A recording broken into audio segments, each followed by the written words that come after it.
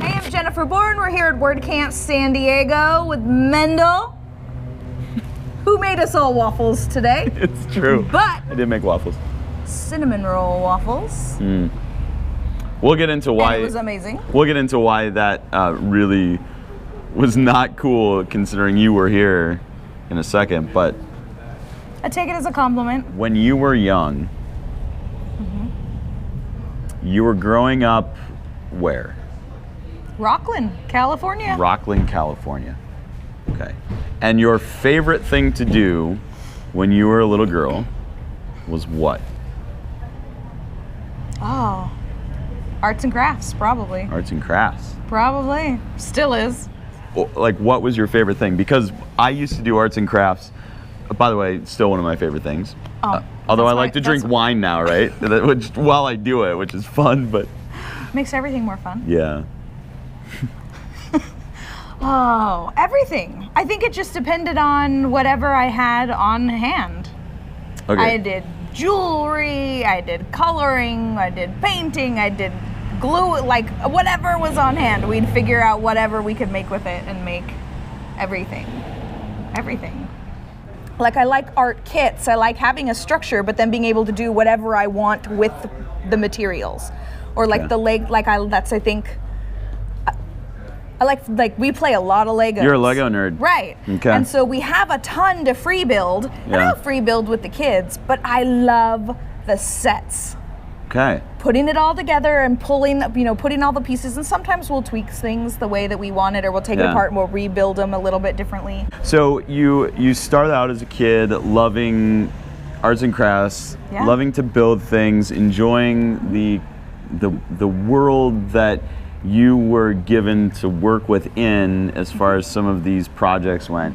And then you somehow went from there to getting into technology, getting into building things online. How did that happen? I think it's all the same. It's all the same things. If you look at websites, we're assembling Yeah. pieces. So we hear a designer who says, I have to explain what I do to my parents. And she's like, oh, did you take the pictures? No. Oh, did you write the content? No. Well, did you do? No. Well, I put it all together, and like it works together because of the way I did.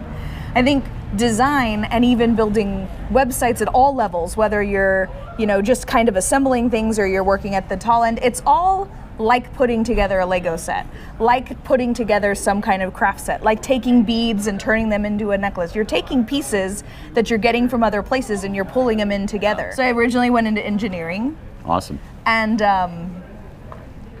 I realized I don't like code.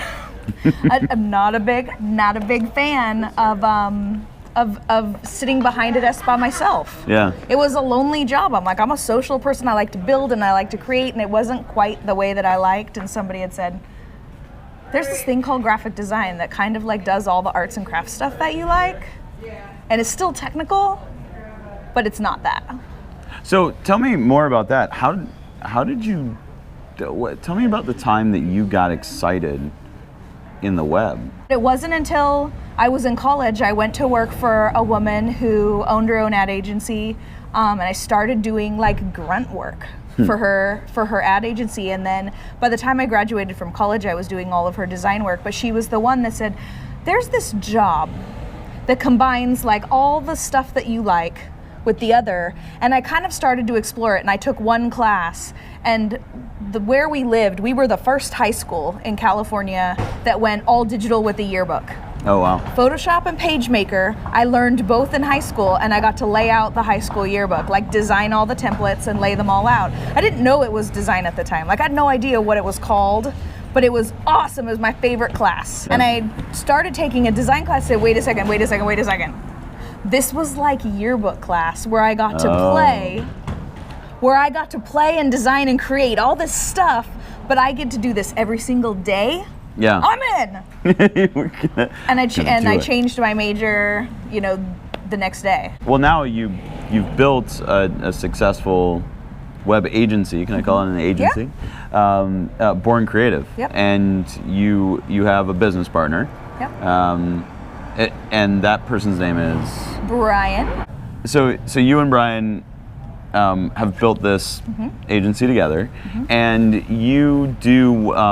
So first, tell me how you came to create this agency.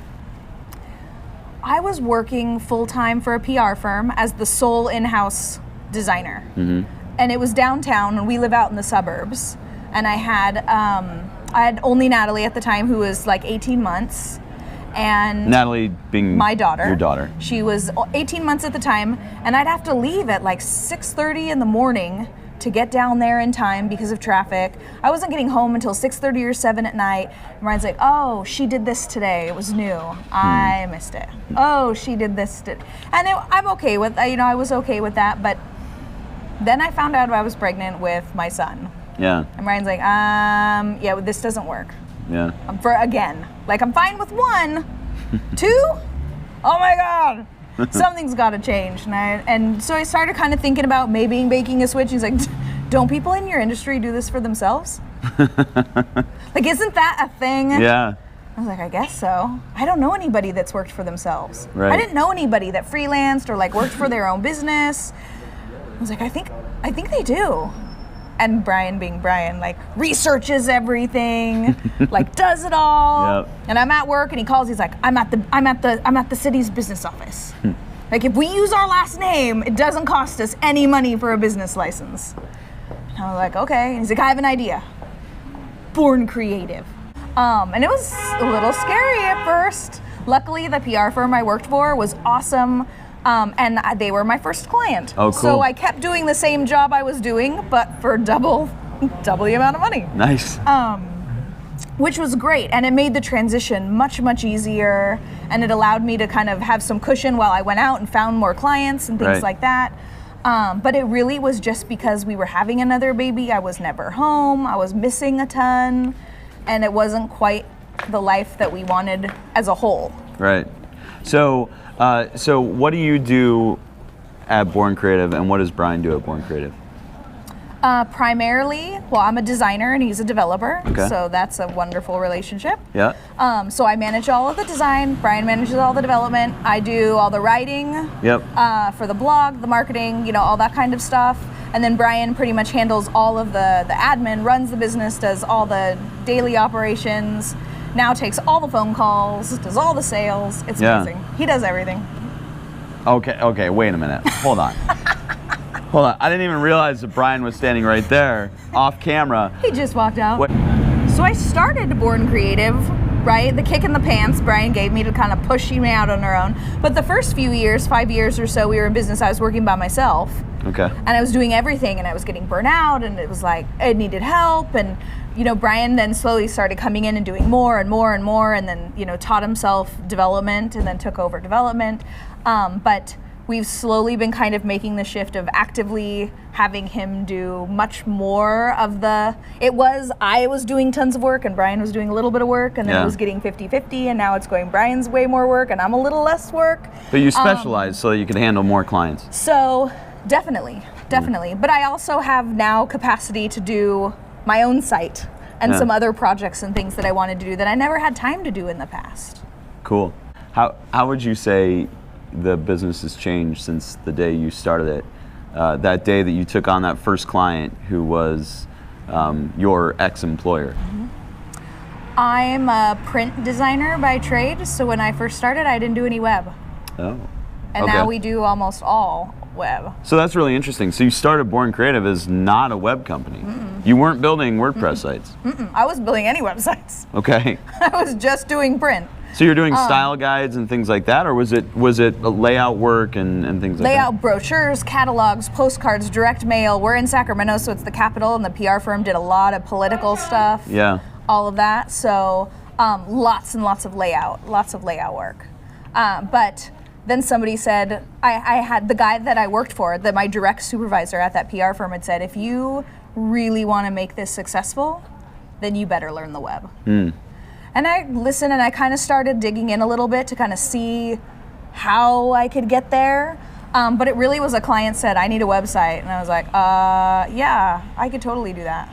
So you took the job before you could do it, right? It's like, yeah, I could totally do that. And then I called my friend. Yeah, so what did you do, right? How did you? And I called my friend Nicole that from college that we both graduated from Sac State, and she did development full time. And I said, oh my God, I don't know what I'm doing. And she literally came to my house and sat down at my kitchen table and opened Dreamweaver and was like, this is how you write code, and taught me HTML. Oh man. And like taught. And on that project, and sat next to me, you know, for several weekends, and then would be available. I could call her and say, I don't know how to do this, and she'd walk. But she made that whole project possible. Yeah. And so how long did it take you to like get up to speed so you felt confident building sites for people? I just started doing it. They were so terrible. I feel so terrible for those people. But you were getting paid for it, right? I was getting paid for it. You were still providing value, right? I was. There are 2 of those clients that are still using those same table-based Dreamweaver websites today. I can't believe that they are. That's incredible. But they are. Huh. But yeah, it was just one of those things that I knew people who could help and were willing to help. Yeah. And so I dove in and I sold it, and luckily I had people who were willing to step in and help make sure it was a good product to give them at the time. What's next for Bourn Creative? Oh my gosh, that's a good question. Things are so really good where they're at right now. I think what's next is continuing to do what we're doing right now, but just continuing to do it for bigger, better clients.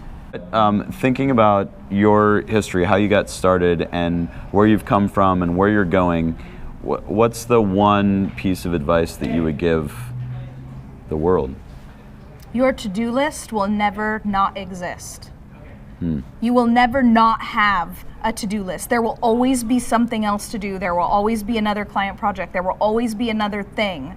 So if you don't stop at the end of the day, if you don't take time to get away from your computer or get away from your work, you're going to get burnout and you're going to get exhausted way faster.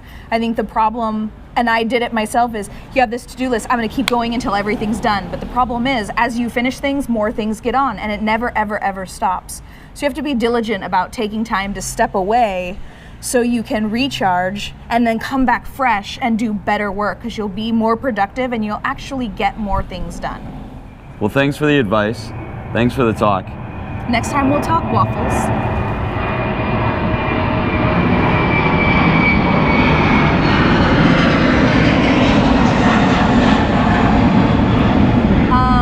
Yeah, I guess that's good. Yeah. Yeah, looking up at the sky, that's a great way to end it.